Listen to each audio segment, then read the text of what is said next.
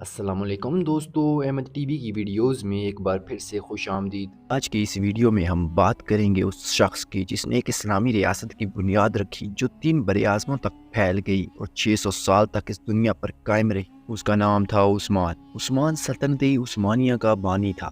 عثمان غازی Ertugrul Ghazi کے بیٹے تھے۔ آپ 1258 میں پیدا ہوئے۔ یہ وہی سال تھا جب منگولوں نے بغداد پر حملہ کیا تھا۔ آپ کے والد ارطغرل غازی سغوت کے سردار اعلیٰ تھے۔ ارطغرل غازی سلجوق سرحد پر بیزنطینی حملوں کو روکنے کا کام کیا کرتے تھے۔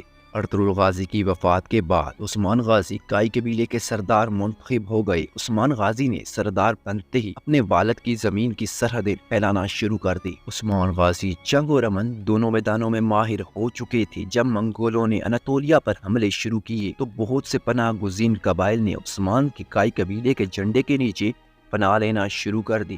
اس سے عثمان غازی کے جنگجوؤں کی تعداد میں اضافہ ہو گیا۔ تاریخ کے مطابق عثمان غازی کو ایک رات شیخ ادبالی کی درگاہ میں ایک خواب آیا جس کے مطابق ایک چنار کا درخت ان کے سینے سے نکلتا ہے اور پورے یورپ، ایشیا اور افریقہ کے وسط تک پھیل جاتا ہے اور ہوا اس کے پتوں کو قسطنطنیہ کی طرف لے جاتی ہے جو بعد میں سلطنت عثمانیہ کا دارالحکومت تھا۔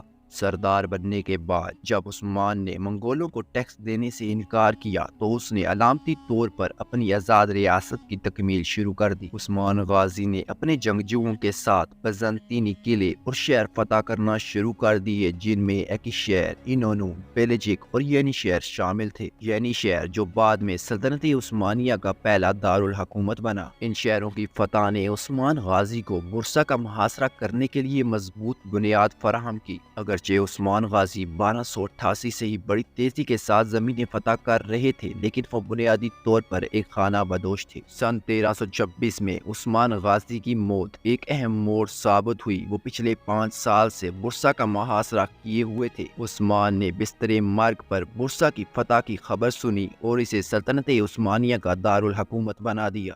عثمان غازی نے مرتے وقت اپنے بیٹے اورحان غازی کو کچھ نصیحتیں کی تھی جو ترکی کی تاریخ میں بہت اہم مانی جاتی ہیں۔ میرے بیٹے، میں مر رہا ہوں اور میں کسی افسوس کے ساتھ نہیں مر رہا کیونکہ میں آپ کو جانشین کے طور پر چھوڑ رہا ہوں۔ آپ صرف نیکی کو پسند کرنا اور لوگوں پر رحم کرنا اور اپنی عوام کو یکساں تحفظ فراہم کرنا اور اللہ کے نبی کے دین کو آگے پھیلانا۔